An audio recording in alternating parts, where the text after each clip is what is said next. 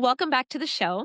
Today's conversation is about service, survival, and what it really means to heal. So, my guest, Marisol Salgado-Garcia, spent 20 years in the United States Marine Corps serving as an aviation supply and logistics officer, with deployments to Iraq and leadership roles supporting NATO operations across Europe. But her story goes far beyond her military career. Behind the discipline and achievement, she navigated trauma, mental health struggles, and the long term impact of experiences many service members never talk about. And her journey eventually led her to explore new approaches to healing and ones that she had rejected. And today she's building a life centered on recovery, advocacy, and creating space for others to heal.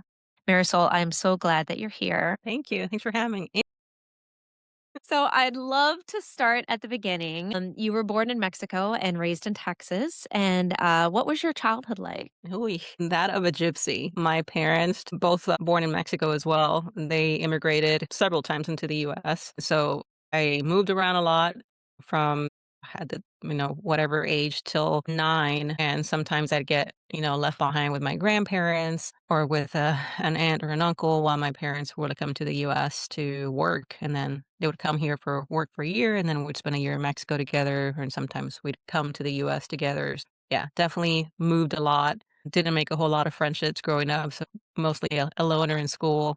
Yeah, it was interesting. Fitted very well with the Marine Corps. Now, what do you remember most about transitioning between cultures growing up? It was tough, because obviously, I didn't speak the language coming into the US, and each time I had to get reacquainted back to my own culture, right? And Mexicans are tough when it comes to, like, holding people back. Like, we're proud, but it's like if somebody's trying to excel, I was like, "Where are you going? Come back." And so anytime we'd go to the US and come back, I was like, "Oh, you think you're hot now because you speak a little bit of English." And I'm like, "I remember, like, 10 words in English, people, like, I don't." So then when we'd come back to the US, trying to assimilate again to a culture that wasn't my own. There wasn't that many, even though we were in California most of the time, the kids that were there did speak English. So for me to be there and not speak English, I was an ESL pretty much every year up until 5th grade. But yeah, learning languages, learning history was interesting because you have the Mexico indigenous side of history, and then you have the US side of history that got me in trouble a few times in the Texas school system. Sure, I could see that. Now, how did your identity kind of evolve growing up then? I learned to be very self-independent, self-reliant.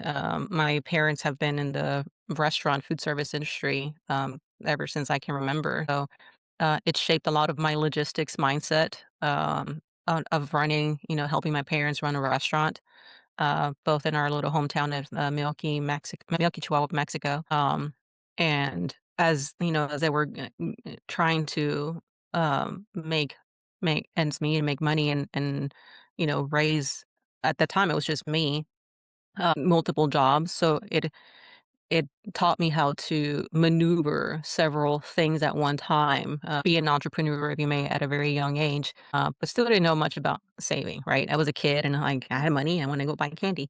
And once we moved to the US, moved to Texas, um, it definitely cemented more my independence, and then I'd always be on the lookout of how to take care of people and just not realizing that. Right. And of course, in going back and forth between US and Mexico, it exposed me a lot to things that, probably no kid should get exposed of. There was sexual trauma as a kid. My parents split up a few times when I was a kid as well. So when my mom would, and this is no, like, not to put any blame on my mom, both of my parents did the best they could. I'd get molested by whoever was taking care of me. And yeah, it definitely shaped a lot of, like, being sheltered, not showing emotion a lot growing up, and sticking to myself, independent, and being the loner in school for the most part. So all of that coupled with having to learn a culture, learning a language, constantly moving, yeah, definitely put me in a shell. Yeah, that's a lot growing up. Now, you've said that you've joined the military to kind of reclaim a sense of agency. What was happening in your life that made that so important? Well, I was in high school, and I was a junior in high school and when 9/11 happened. But prior to that, going back to, like, always, being by myself, I always hung out either I was by myself or with my mom watching her play basketball, or like the three of us would go play basketball, my mom, my dad, and I. And at the restaurant, even in high school, I didn't have that many friends. Like, I either hang out with the skater boys or by myself because he was either too snobby to hang out with the Mexican kids or too Mexican to hang out with the white kids, essentially. And in town of Dalhart, and this is where my family's still at, I got wind of the group of guys because I always hung out with people that were older than me, and they just seemed to relate more to them because they were more mature. So I thought, and apparently they were making bets as to who, was going to deflower me first. And I got wind of it from my so-called girlfriends in high school. And to me that like triggered a lot of things, right? I was like, no, I'm not going through that again. And at this point my parents didn't know anything about what happened to me as a kid and never told them anything.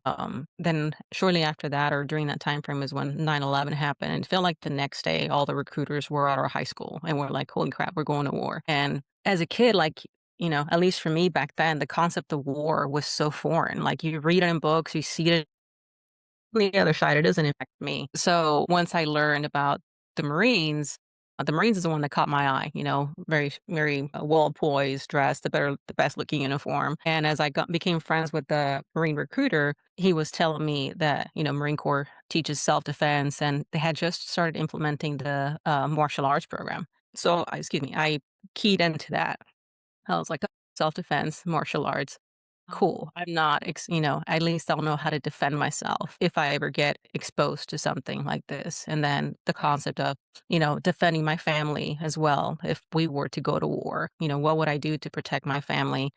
And then, of course, at that point, the Marine recruiting commercial of slaying a dragon was pretty popular. So I was like, yeah, I could just slay a dragon. It was back in, the East to 2000s that the recruiting commercial was super popular. So, yeah, like, the myth of, not the myth, but the getting money for college and all this, it just kind of seemed to line up. And then that's what shaped my decision to get into the Marine Corps. It's like I didn't want to get exposed again to sexual trauma and then be able to defend myself if it happened.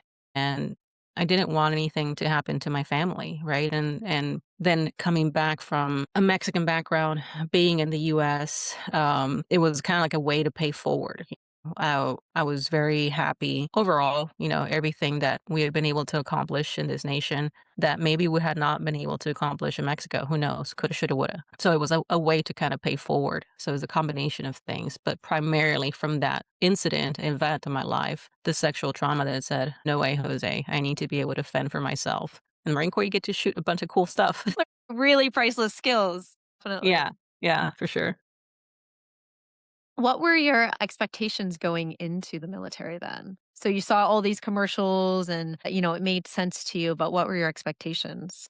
One of the things my recruiter told me, well, one of the main expectations is it's the toughest of all services, right? So growing up, it's always been about what else could I achieve and excelling at whatever I set my mind to. That's kind of been like with my mom and my dad being the best at whatever task we're gonna do because you're representing the family name. So that was very important. Like, you don't bring shame to your family on things that you do. And that's kind of like part of the Marine Corps motto, right? Like, one of the things is like, if you do something, it's not, they won't say Sergeant so and so. It's like they'll say Marine so and so. Like, you put a stain on the Marine Corps. So that resonated a lot. So that aspect of family, the camaraderie, and standing for something greater, and that's also part of the Marine Corps slogan, is that Marines don't have a problem of identifying their purpose in life. I thought that was it resonated with me a lot. And one of the main things that even my recruiter had mentioned, going back to that, is like, do you know what a WM is? I'm like, a woman Marine. He was like, no, a walking mattress. I was like, female Marines are known as walking mattresses. And at the time, female Marines were less than 1% of the total military force. Add to that, female Latina Marines were like even less. So, yeah, when he told me that, and he was like, hey, you can either choose to be smiling all the time and be known as the good to go, it was like, or you can have an RBF and just get stuff done. I'm like, I'll choose the latter. And I was always very strict, very direct. Got called abrasive so many times. And I was like, okay, I'd rather have that. And I came here to do a job, and let's get to it. Wow. So how quickly did reality then differ from your expectations, or did it not? Because you knew what path you were gonna go down. I would say definitely after my first deployment to Iraq. Yeah, definitely after my first deployment to Iraq, seeing and this is like known, going Mhm. back to the good to go female Marine. There was a Marines share, especially in the aviation community, like they were at Al Assad Air Base. We share movies because we had hard drives back then and there was information in certain hard drives that shouldn't have gone shared, essentially exposing other female Marines. And at that point, like it disillusioned me a lot from the so-called, camaraderie and taking care of her own.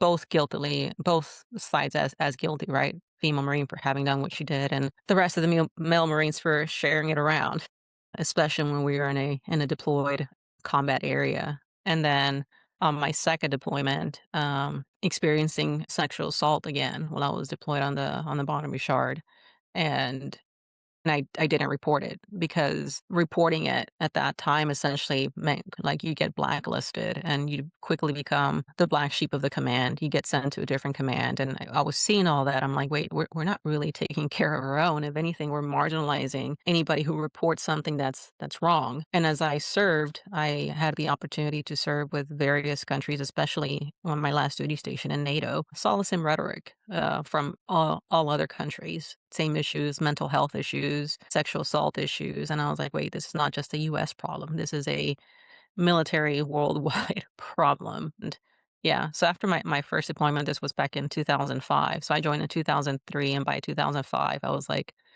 this is absolute crap. And I was ready to get out. And for some reason, I just kept re enlisting. And you eventually transitioned then from a enlisted to officer, and obviously, like, that's not an easy path, especially for a woman and a minority. So what drove that decision? If at some point you're like, "Oh, I might get out," What drove the decision for me to stay in? to kinda go from enlisted to officer? Well, that portion was always set on my mind. So when I met my recruiter, we had talked about the officer programs back in high school. He had gone the a Marine officer recruiter to come down actually and get me the application for the Naval Academy. But once I learned how the Naval Academy operated the first 2 years, I was like, "Yep, not doing that," and decided to go enlisted instead. And I was like, "Okay, I'll pursue officership later," and that's essentially what I did. In 2007, applied for the officer program, got accepted. Um, and it was going back to the aspect like of taking care of your own. I was under impression as an officer I'd have more influence on Sure. being able to take care of my own, being able to influence policy, being able to influence, there's a saying, shit rolls downhill in the military, right? So it's like to me, I felt like it was my job to buffer that. So I was always very incentivized to go into the officer side. Got it, that makes sense. So, you deployed multiple times to Iraq, and then, of course, in 2005 at Al Asad Air Base.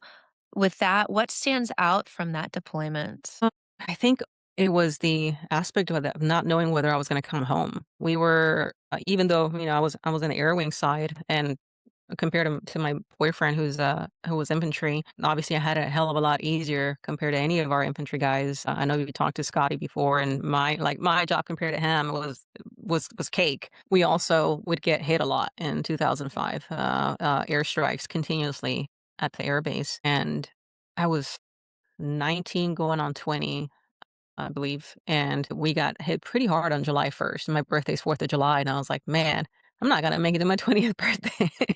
And I had just talked to my mom, like, the day before, and I was like, "That's my last phone call to my mom," kinda thing. So, that was very apparent to me, and I think to a lot of us because, like, we just a lot of us pretty much we were getting hit so hard that I think we all pretty much said, I was like, "Hey, if we make it through tonight, we made it through tonight, dear God, just let us Right. make it through the night." But yeah, that was definitely a shock for me.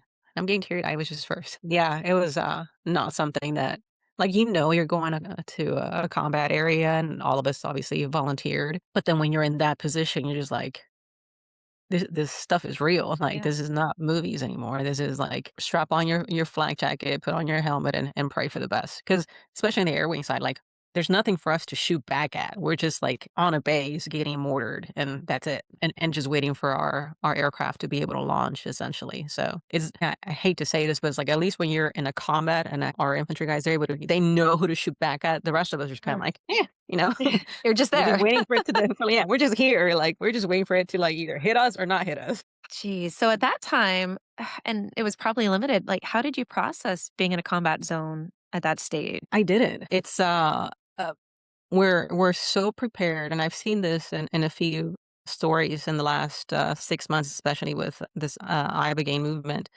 You know, the military does a great job at sending us to boot camp. Marine Corps has the longest boot camp, 13 weeks. For officers, it's also still the longest one. It's anywhere between 6 to 10 weeks, depending which program you got accepted through. You deploy, and then you get a brief on the way back saying, "Hey, when you go back, don't yell at your wife, don't yell at your husband, don't tell them they're fat, that they've gained 60 pounds while you were gone, and try not to make any rash decisions, financial decisions. Don't get drunk. Okay, see you in 3 days." That's basically the gist of it. That's your decompress. And obviously, you become very close to the people that you deployed with, right? That's a whole other family that gets built. So, and in typical military tradition, we drink. Like that's the norm. That's the accepted camaraderie, is to Sure. just drink together till you basically black out and party together, and then you don't talk about it, or you may talk about it, but it's like, yeah, you remember when you like, but that's, you're not really talking and getting into what just happened. And I think that's what causes a lot of the what it's being called now is complex PTSD, because you just keep on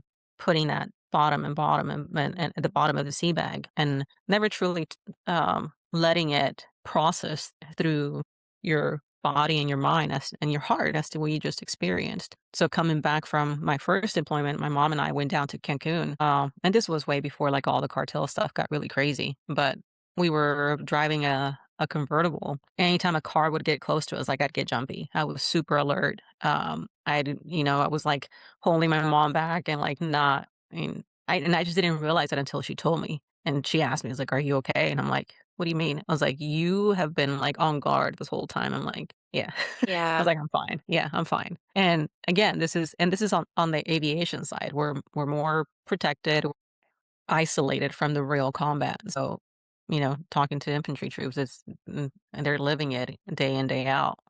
Bullet just flies right next to them and barely misses them, and it's like, Do you realize that was this close?"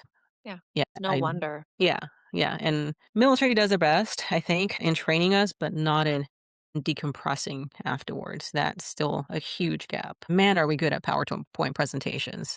We have a safety stand down once a year. I'm talking about operational safety and loose lips sink ships and the Yep. purple dragon. Those are in the military, you know what I'm talking about. But Yep. yeah, Yep. we're great at that, but when it comes to coming back from deployment, we're horrible. We're horrible in that aspect of taking care of our own. Right, right. So with the leadership in your service, you also supported operations connected to Benghazi crisis while in Spain. What was that like from a leadership and logistics standpoint? You did do your research. I did. Oh my god. Yeah. Thank you. So, I was a young second lieutenant when that happened, and in hindsight, watching the movie, I believe it's 13 Hours, I always get the title wrong. We get the phone call, I'm my husband and I at the time, ex-husband now, his grandfather had passed. So in the morning, we get a phone call, or he gets a phone call, about his grandfather, and this is like a Friday night, and both the major and I are working late. I was stationed in Jacksonville, North Carolina with the, Osprey Squadron, Mouse 26. It's where all the Ospreys are at essentially at the time. That's the mecca of the V-22 community. So he gets a phone call about his grandfather, and then my major is kinda, like, running around, between our squadron's headquarters and then the MAG headquarters, because the Benghazi attacks were happening simultaneously, and then it's, like, 6 o'clock at night, I'm submitting my emergency leave request, and he's like, "I know you're gonna go home to take care of this." I was like, "But when you come back, I need you to spearhead a team that's going to Spain to become the quick reaction force for future operations in the Horn of Africa." I'm like, "Okay." Like, I don't know what any of that means. So it's like, "The quick reaction force, come back soon, got it." And getting into trying to get, like, the partnerships of, country to country clearances and all that stuff, it's just baffles me how quickly and how badly they work sometimes. At the time, the V-22 was still very new, 2000, I believe. I think we had just had our first V-22 deployment aboard a, US Navy vessel, so Spain was freaking out. Pretty much all the European side was freaking out about bringing such a monstrous aircraft, and eventually got the country clearance. We brought our, this is the first time that Special Purpose MAGTF, Marine Air Ground Task Force crisis response was stood up in, I don't know, I think it was like 30 years or something like that. So the whole policy had to get rewritten. So we were part of rewriting the metrics, the SOP, standing operating procedures, and making those partnerships. So it was foreign, but it was also pretty cool to get to be a part of that. And then once we got there, we met the Air Force, and that was based out of Morón, Spain. And just about an hour and a half away was Rota, Spain, which is a Navy base, a pretty big Navy base there. And there was a Marine group there, which was also called a Quick Reaction Force Detachment. So when we met with them, and we're like, why didn't you guys get sent out when Benghazi was under attack? Like, let's not talk about that. You could just see the distraught look on their faces as to they were ready to go, and they were never activated. So that said a lot of, call it anger, for lack of better words, between all of our Marine detachment that was out there, knowing that we had detachments in the area that could have deployed, that was just never given the order essentially for whatever reason. So that made us even more assertive in what we were doing, our presence there, setting up the logistics aspect between Spain, Sicily, Sigonella, and then Horn of Africa, making sure that we were able to quickly respond to any future attacks on any of our US embassy bases or bases overall. So we moved quickly. I learned very quickly about the I'm not sure how much I'm able to share, but like all logistics hubs that we were able to tap into. We're very well positioned and very well resourced as a military, but that's been a strategic play that's been going on for years, and discussions that happen behind the scenes that, the regular civilian doesn't understand or doesn't know about, and probably shouldn't anyways, Yeah, just right. for operational security. So, Right.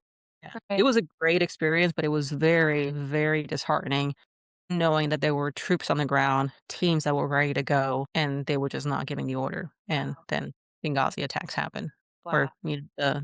the massacre, if you may, that happened in Benghazi. Yeah, that was every time I watch that movie, 13 Hours, it just gets my blood boiling for sure. Oh, I'm sure. So how do you even begin to handle that level of responsibility in, that time frame for you? It's the training, right? A lot of it is the training that we get. And obviously, I think even for my own background side, with my upbringing, there's a sense of ownership that comes with the responsibility that you're given. Because at least for me, I would say I'd had the benefit, if you may, that I served as an enlisted first. So I knew that anytime I tasked, I was like, hey, one of the things I would always tell my Marines, don't task somebody something that you're not willing to do yourself. Coming from that, I came from the logistics background as enlisted, and then I rolled right into it as an officer.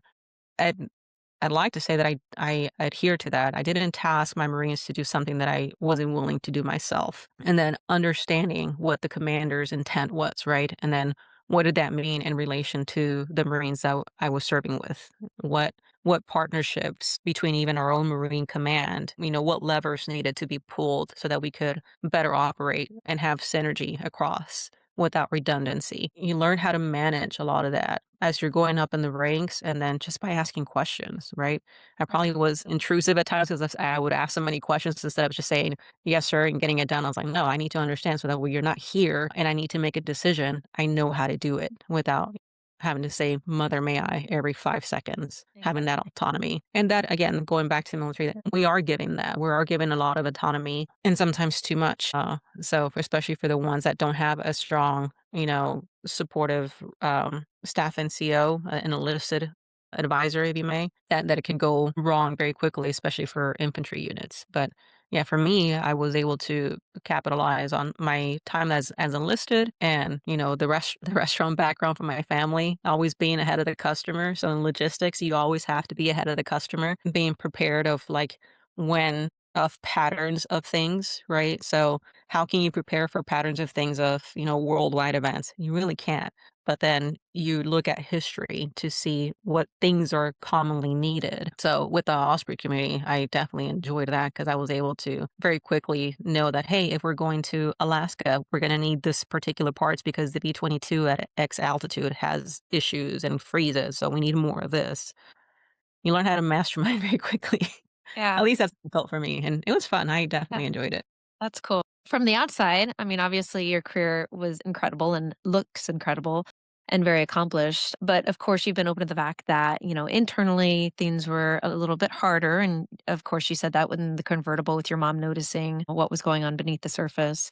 So, how did trauma first kind of show up while you were still serving? Or did you not really recognize it or give it any value at that time? I started recognizing it, I would say, in my after my second deployment.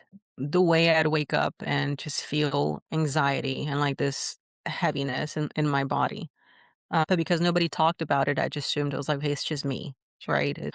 Um, or it's like, it's so often that, it's so common that nobody talks about it because it is so common. And then coming back from that first crisis response and deployment, I started noticing that because I was married at the time still, that sexual trauma somehow got activated, if you may. So holding back a lot of the things that I experienced in my first deployment in Iraq and then my second employment on the MEU, which we also went back to Iraq.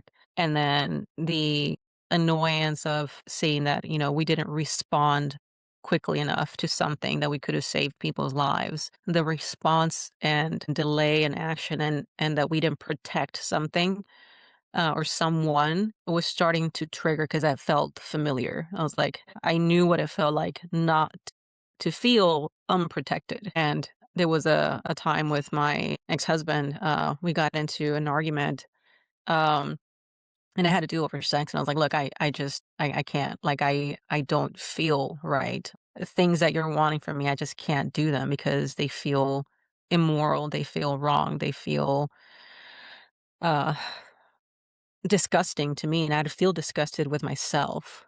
And I started noticing that more and more. I did go to the chaplain a couple of times, and you're able to go to the chaplain for a handful of times before they have to report it to the command. That that somebody's being. They won't talk about for why or for what, but and I don't know if it's changed since then, but they do have to report. I was like, we have X amount of Marines that we're meeting with periodically, and whether they do or not end up saying, like, which Marine it is, but once I knew that that was a thing, I was like, "Yeah, I'm not going back anymore." I was like, again, I don't need that scarlet letter." Right. And then after my divorce, I felt so betrayed, right? Because you take an oath, if you may, to for better or for worse. As like we were still friends after our divorce, but it felt like even if the person that you made a vow with, you made an oath with, leaves you, or wants to go away from you, then like, now what? It was very disheartening. And then I just buried myself in work after that. I was running countless half marathons, and working my butt off. Anything that would keep me from feeling, essentially. Yeah, it was interesting. I don't know if that answered your question. Yeah, yeah, you did. Was there a specific moment where you realized this isn't working? Like I just can't keep going like this. Yeah, there was. So after a divorce, I started dating this guy from Lithuania. I think it was one of the only times that I actually went into dating apps. And after about, I'd say 8 months or so, we'd gotten into this big fight, and I was just crying, and I broke down, and I was crying in my kitchen. One of my close friends, Chaz, he was in his room. He was staying with me. He had gone out, and he just came up behind me and was hugging me. Whoo, and he was asking me, like, What's wrong?" I was like, "I don't know what I'm doing wrong." I was like, "I keep failing at things." And I was like, "This isn't normal. This can't be right." I had all these accolades in the Marine Corps, but the relationship piece would keep failing. Mm. And I was like, "I'm doing all these things. I'm excelling in my career, yada, yada, yada." I was like, but the relationship part, like something, I felt like something in me was wrong all the time. And even my best friend one time, she was like, "Marisol, I wish you to see yourself. the way the rest of us see you. And that, like, that hurt. That was, like, in me. I was like it's like, "What do you mean?" So that and, I think about a month later, him and I got back together, and it was in December, actually. I had kicked out my family, and I had gone for vacation. So this is how anti-drugs I was, besides the Marine Corps being, you know, and the military, like, you don't do drugs. And then growing up, having been molested by people that were druggies, if you may. We had gone back together and he made a comment about, hey, how about we go to Peru and go do ayahuasca, see what it teaches us about us, how it'll help us heal our shadows and blah, blah, blah. And whenever he would talk about this, I'm like, bro, what are you talking about? Like it would just go over my head. I'm like, all I heard was Peru and he was paying for it. It's like, great. Because at that time, I felt like I was paying for a lot of stuff and story for another day on that one. And so I was like, cool, let's go to Peru. I was a captain at the time and I submitted my leave request. I don't think I even put that I was going to Peru because another thing about the military is like you have to say where you're going. You have to request country clearance. Like it's a whole act of like Wow. going on leave. And especially in the job that I was having at the time, it was like we can't afford to lose you. Like, we kind of need you here. And I'm like, I need time off, sir. Right. So I took a week off or like 10 days. We spent a week in Peru and it changed my life. Went a week to Peru to do ayahuasca, not knowing what it was, not knowing, I think I kind of knew that it was a psychedelic. I just didn't know the extent and like all the things that you're supposed to do about, preparation and integration. So yeah, that day in my kitchen and then after like and peeling back, like noticing all the patterns, right? Again, going to like my logistics background, the pattern recognition. I was like, this isn't normal. Like waking up like this is not normal. Me feeling like I'm just not doing enough and that he's not seeing me is not normal. It was like, where is it something in me? And then my best friend's comment.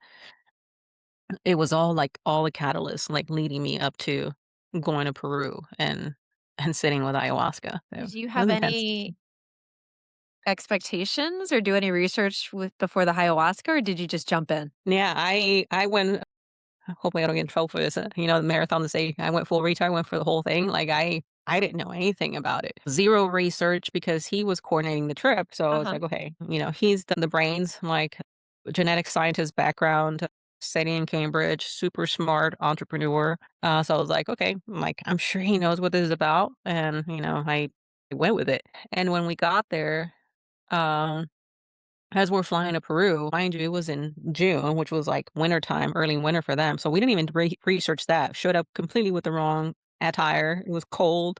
Oh, We were no. like wearing California clothes, t-shirt and shorts kind of thing. I was like, why is everybody selling Patagonia stuff? I was like, oh, because it's freaking cold. That's why. So yeah, whoops, totally unprepared. Which I should have known, but yeah, yeah, I didn't know anything about it. And thank God that we went to this particular retreat center, excuse me, called Etnicas. I think they're still active. It's down in Sacred Valley, Peru, Valle Sagrado. And they were very well staffed. Like they had the psychologist, they had the ER nurse, they had the EKG machines, IV draw. Like they were like legit. So I think that gave me, yeah, when I walked in there and I saw that, I was like, oh, this is neat. It kind of gave me like a little bit of ease, even though I didn't know that it's like, you know, not that you could die, but, like, that thought didn't even cross my mind, right? I'm gonna Right. die. I could Right. experience ego death, like, I didn't know any of that. Yeah. I just, Wow. I was gonna take something. I don't think I even knew that it was like a brew. I literally, like, saw it when I saw it, I was like, "Oh, okay, cool." And I drank it, I'm like, "Ooh, tastes like a very bad espresso." And then I was the last one to transition, if you may. Like, it took me a while for the medicine to kick in. Everybody else was, like, puking and stuff, but I was just laying there, and they came on, checked on me a few times, was like, "Are you okay?" And I'm like, "I can see my bones." And then I was like, "Okay, you're taking off." You're But there. yeah, yeah, you're there. I was like, "We'll come and check on you in an hour." Yeah, Wow. I didn't know anything about it, at all. If I could go back, 10 out of 10, recommend. For myself, Right. I can't say for other people to go out there and do it, cold turkey. Right. Right. Have you done it? I've not. I've not journeyed with ayahuasca. Just ibogaine and Okay. I've heard obviously I'm advocating for ibogaine and 5-MeO has been piquing my interest, but yeah. maybe it's up at a later time, not right now. Yeah. Yeah. I I loved Ibogaine. I did not love 5-MeO because I had, of course, the ego death, but I'm journeying again with it in about 3 weeks, so I'll keep you Ooh, updated on that, yeah. yeah, So, we'll yeah, see. We'll that's see. exciting. Yeah. Did you, initially you said you kinda rejected psychedelics, and did you have any beliefs going into the ayahuasca? I know you said you didn't really prepare, but any expectations or, like, goals of the journey or the outcome? Once we were there, again, super grateful the way that they ran their retreat because the owner's daughter, I remember her face and I'm horrible with names. She did a very good job at explaining to us the intention setting, right? So we had our integration circle before we sat with the medicine that night. The psychologist was there, and I think what I liked too is like that all everybody that was on the staff had sat with ayahuasca, the ER nurses, the psychologists, and obviously the owners, and then the people that were holding space for us. So I thought that was very neat. I was like, okay, they believe in it so much that they've gone through it themselves to understand and be able to explain to us what we could potentially experience. Also, at that point, I was like, oh shit. I was like, if the Marine Corps finds out that I'm down here doing drugs, this could go very bad. When they gave us the form to sign about waivers and pictures, I was like, "Absolutely not." I was like, "I was never here. I don't exist." I was like, "You can't claim me." And that was the only thing. Because once I knew what it was, I was like, "Oh shit, this is legit. Like, this Right. is a drug." And I focused on her recommendation of setting an intention. I don't know how many times she mentioned it that day. I was like, "Hey, set an intention, set an intention."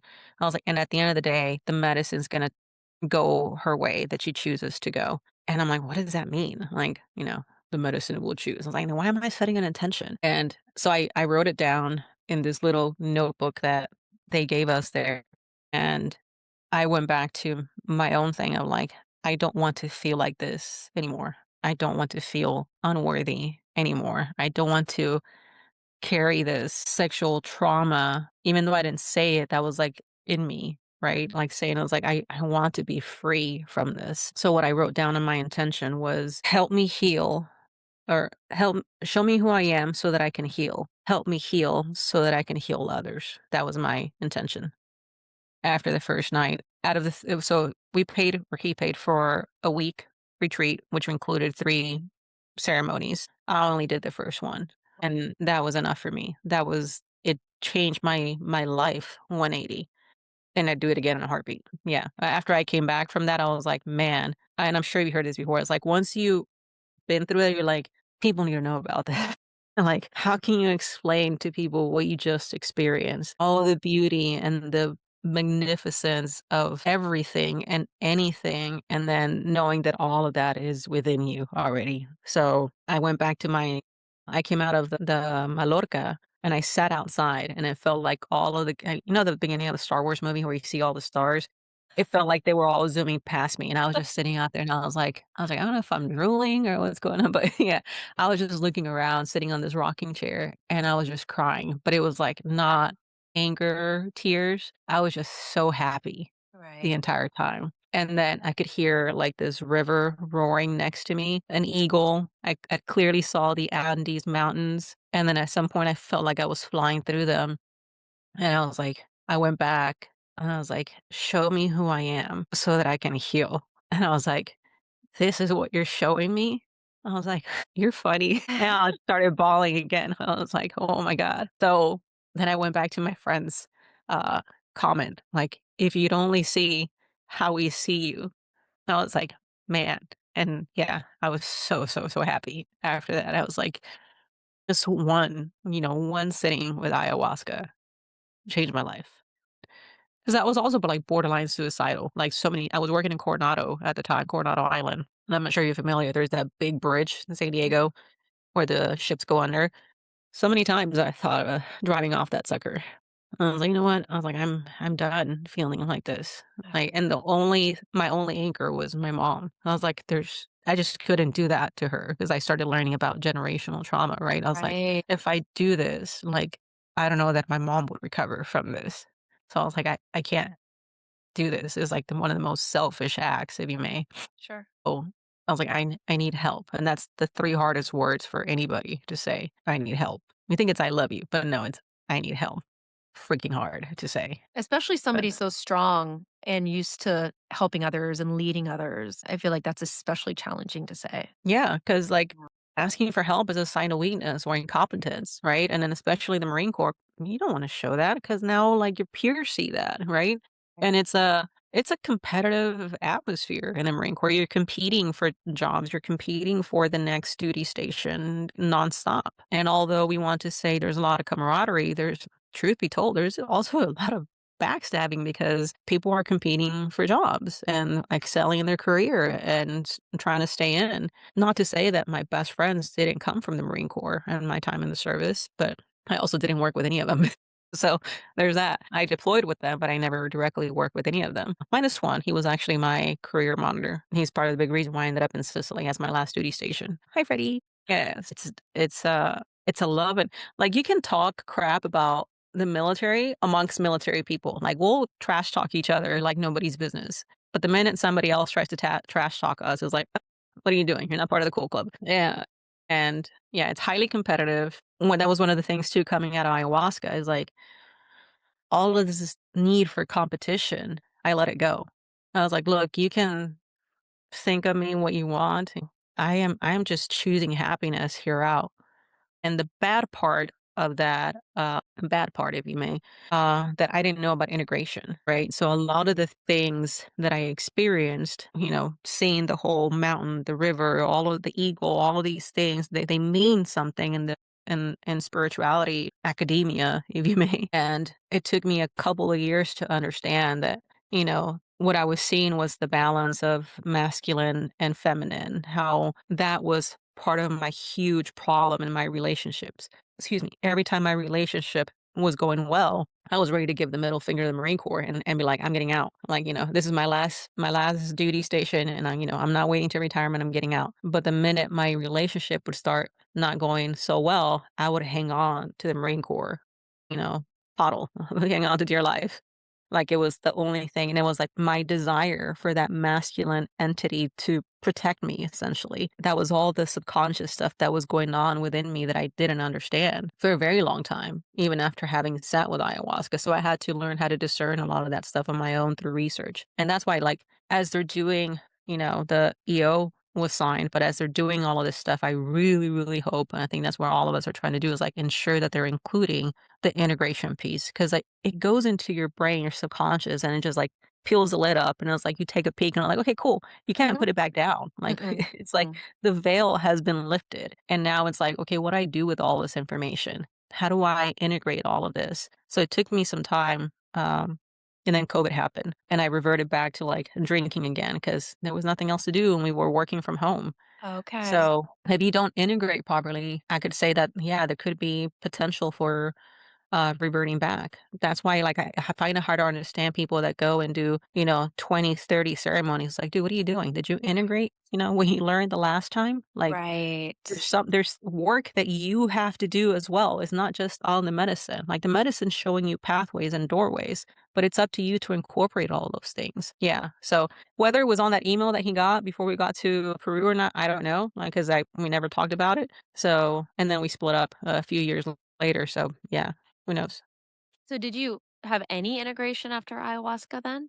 How did No. you so COVID hit, how did you get into, like, a daily basis of integration? How did you get back to healing, so to Uh, speak, from COVID? I would go back to what I felt that night and my intention. Every time I started swaying out and getting back into that feeling of I'm failing because of this, or like that imposter syndrome, or all of those dark thoughts would come through. I would go back. I'm like, but Marisol, is that true? And it's like my guardians or whatever come through my guides and be like, but is that true? Like I've shown you what it is, and you're choosing that way. And I'll be like, no, this is who I am. This is and then I could just feel the heaviness almost leaving my body almost instantaneously. That anger and that sadness and resentment, like I start feeling it in my stomach and my part and my throat. And I'm like, okay, but is this really true? Am I really that person that this scared portion of me is trying to make me believe again. So I was doing a lot of that on my own. And then I started reading um, following Dr. Joe Dispenza, and obviously like Tony Robbins, Dr. Greg Braden, Teresa Muller, all of them. So I started integrating a lot of what they were teaching. Your thoughts become reality. And I was like, okay, there must be something to this, right? And I mean, these guys are doctors in neuroscience. So like, and so the way the brain functions has always intrigued me. I love physics. I love understanding how things work. I don't like doing the math. But yeah, I was like, okay, is this really true? Like, what is causing me? And then I started noticing foods too. Somehow I started learning about Ayurveda medicine. It came into my purview, and I was like, okay, understanding that when I ate something, it would throw me off. So Yeah. if I would drink, I would feel like crap for the next 3, 4 days. And then as I got close to my cycle, that was the other thing, understanding my own body as a woman. Like if my cycle was coming up, I wanted to, like, devour the crap out of a steak. Like, I really wanted a steak, iron, whatever. Needed that iron. Yes. Yeah, I needed that iron. So I started paying attention to my body and then my surroundings. I somehow started disassociating myself from people too that, like, Yes. continuously pulled me into the dark side, if you may. Yep. And it kinda came naturally. I was like, I wasn't ever much of a partier or bar hopper to begin with, Right. but after that, I understood it even more. And then, of course, I did, like, with, like, I went to Peru, I had done, bodybuilding compositions, if you may, with a women's figure, competed in nationals in Miami, got 3rd place out of 35 or 40 women, I forget how many there were, in 2018, looking at the trophies. So this was, well, actually, this is backwards. This was in 2018, so I was in the best shape of my life, and I still felt like shit. I still felt unworthy. Like, I competed, did several competitions, and I still didn't feel right. So then I was like, I would go back to ayahuasca, Yeah. and I was like, okay, what is true? Ayahuasca showed me truth, and my ego side would try to come back and add yeah, but, and I started noticing that. Yeah, it's interesting. It is. I feel like after sitting with plant medicines, it just changes your vibrational energy. So then I don't want to say you can't. It is hard to kind of revert back to old patterns because you just feel good doing what's good for you, making those healthier choices with people or food or lifestyle changes. Yeah. It's And then interesting. for you, I mean, your PhD is like what I learned even actually a month ago. I had a gut assessment, and the doc at the VA hospital, she was like, "Well, 90% of studies are based on the male body." Yeah. I didn't know that. Like, 20-year-old so they don't white understand. males. Yeah, so they Yeah. don't understand what's going on with our female body and No. how hormones impact how we feel, how we eat, how we function, throughout the day and the month. Not to say that I still go through low points, right? And I just allow those, right? When I feel sad, I just allow myself to feel sad. Right. I'll go cuddle up with my boyfriend. I'm like, people sucked. I need some Because I don't want to be oxytocin. around. Yeah, yeah. I was like, I need you to quiet the noise. And then there's other days that I'm like, man, I can bench press 300 pounds right now. Mhm. Not that I can, but yeah. So now you're building Yeah. something new. So a vision that includes you're doing real estate and eventually a holistic retreat center? Is that correct? Yeah. So Yeah. coming from that ayahuasca ceremony, that was what came, right? That was my aha thing. I was Yeah. like, I need to help veterans. San Diego is plagued with homeless people, especially in Balboa and Cesar Chavez area. Yeah. So at that point, I was managing his real estate side too. So I learned a little bit from him. But long story short, we broke up on January 2nd of 2023. And that was around my time frame for I was transitioning out of the Marine Corps. And the Okay. plan was for me to move to a Cancun area with him and establish a holistic retreat center there, and my portion was gonna be partner up with veterans and expats to bring them in for psychedelic medicine. Bought 40 acres of land down there under my mom's name, and then we broke up. So it was like, "Okay, now what do I do?" But I still had that in my mind. I was like, and then somehow it clicked to me, and I'm like, "Well, this is BS." I'm like, "Why bring veterans all the way down to Mexico? We should be healing in the US, Yeah. right? Not everybody can afford to come down here, not just financially, but timeline wise. It's a whole day of travel, Right. excuse me, to go to Mexico. Even if it's like a 3 hour flight, you're still going to lose a day of traveling. So then I was like, okay, I need to figure out how to do this in the States. And I had gotten accepted for Skill Bridge program because technically I was supposed to be down there building this with him. So then I just went back crazy and started buying properties from February to June last year, buying real estate in Amarillo, um, and renovating them as and keeping them as rentals as Airbnbs. So now, and the last property I bought was the one that I'm sitting in now, which is my home, but it's also what I'm going to be making as a self-sustainable holistic retreat center. I'll hopefully start building this year. So that's been the goal for the last, I would say, 6 years, and definitely cemented in the last 3 years that this was my path forward. 4 years. And then this whole ibogaine started picking up last year. From what it seems to me, that's when I Yeah. learned about it, at Yeah, least. absolutely. And Yeah. then elaborate on your role with Americans for Ibogaine and, if any, how that ties in with your holistic retreat center. It's indirectly ties in my life's mission, if you may, Mhm. because, as, um I was down at the Aspire conference, like going back to real estate, right? I went to the Aspire conference here in Orlando last year. And I was like, I was so over real estate also because I was like, man, I've been there, done that. I learned what I could. Now I need to focus on building here. I was going through Everglades University for an alternative medicine program. So I skipped class that day to go to the Aspire conference because primarily David Goggins was going to be there. And like, Navy SEAL, super gung ho about stuff. And that Yeah, was like their main speaker. cool. And I'd forgotten about it, and he, at the end, long story short, I got ballsy and I asked him, "Hey, I'm here in Orlando. Will you help me build a self-sustainable holistic retreat center for veterans with PTSD? I'm sure you've seen the count 17, 22, 44, pick your number, of veteran suicides. You're a veteran." And he was like, "Let's talk." I was like, "Well, you've called me out in front of 5,000 people." I was like, "So, but let's talk." After the conference was over, had a couple of dozen people come up to me and start talking to me. I was like, "Hey, we're interested in what you're doing." And then one of them mentioned, "Do you know about the MAPS conference?" I'm like, "No." It was like, "There's a MAPS conference in Denver next month." I'm like, "Okay." And it was like a sequence of events. I ended up going to MAPS, met Brian Hubbard there for the first time, very quickly talked to him. I finally met Jesse Gold in person this time. Saw very briefly met in passing the team from Vets. Amber Capone was there. And then um, I didn't see DJ and the rest of them from the In Waves and War film. But I started like making connection with them. I was like, look, I have a property in Florida. I'm trying to make this. And so I was like, how can I help? Like, I want to help in what you guys are doing. I don't want to reinvent the wheel.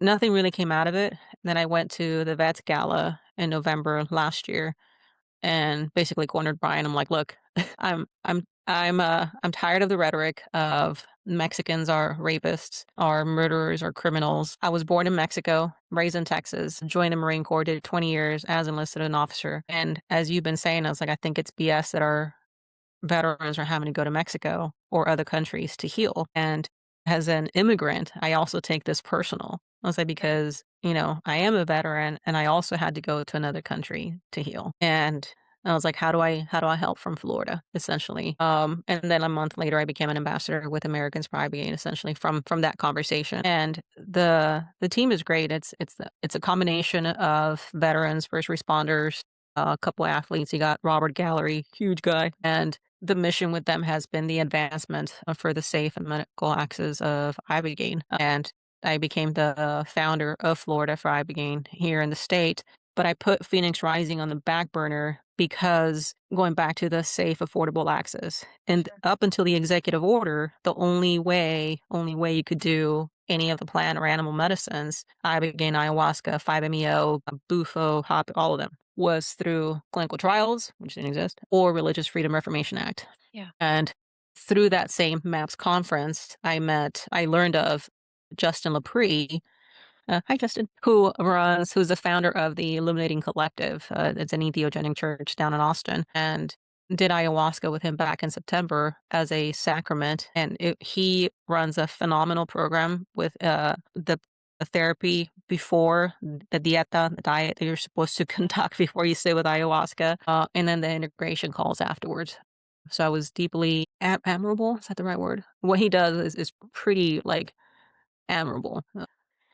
So I was like, "Okay, I wanna partner with you." I was like, "But then it's still the matter of affordability Right. because it's still not cheap, right? Not every veteran can just cough up $2,000, $4,000. And even some of these other pop-up churches, they're like, "Oh, 2-day ayahuasca retreat for $899." I'm like, "What are you doing? Like, that sounds scary." Right, right. And yeah, so I put Phoenix Rising on the back burner because I wanted to focus on the advocacy piece to ensure that, our veterans, first responders, and their families, we forget about families so often. Yeah. The generational trauma, right? The kids of these individuals who've been seeing their mom or dad drunk off their asses or high on opioids or committed suicide. Um, that starts doing generational traumas.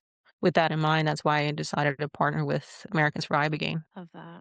I love how everything fell into place for you too at all the right moments. There are no Yeah. coincidences. No, not at all. I've definitely been a right place, right time, right people, Mhm. and I definitely became a believer of that.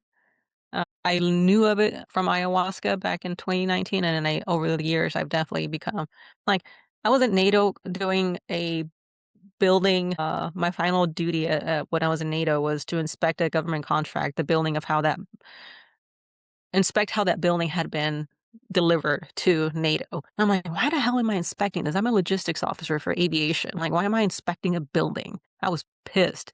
And then, when I'm doing real estate, that's exactly what I was doing. I was inspecting how well my contractors were delivering, That's so the things funny. that they were doing. So I was like, "Oh, okay, that's why." Yeah, yeah, So, now it yeah. makes sense. Yeah, now it makes sense, except it's my money this time and my investors' money.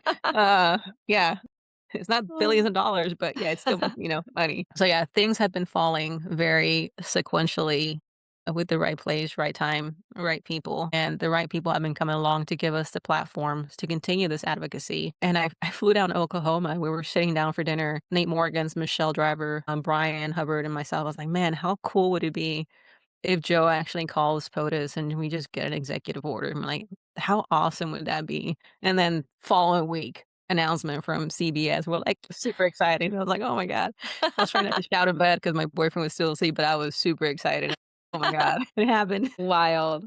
Yeah. Wild time. So if someone listening is struggling quietly the way that you once were, what would you want them to hear right now? There's hope, bottom line. There's hope in what you're feeling. There is hope for healing. There is hope for you. And I want to say that it's not normal because I don't want them to feel like it's being minimized. But especially now, there's definitely hope, right, to heal within our nation and that what you're feeling is not your fault and that you can heal. So that's my I would say that's my message because we keep on thinking that whatever we feel is normal or that if we voice it, that we're gonna get ostracized or marginalized or made fun of. And it takes a lot more courage to come out and say, I need help than to fall in a bandwagon with everybody else and just drinking your ass off. Anybody can do that. We've been doing it for centuries. So when you step outside of that, to me, that's a hero right there. Somebody who's willing to step outside their comfort zone and break that trauma, break the pattern, break the cycle. And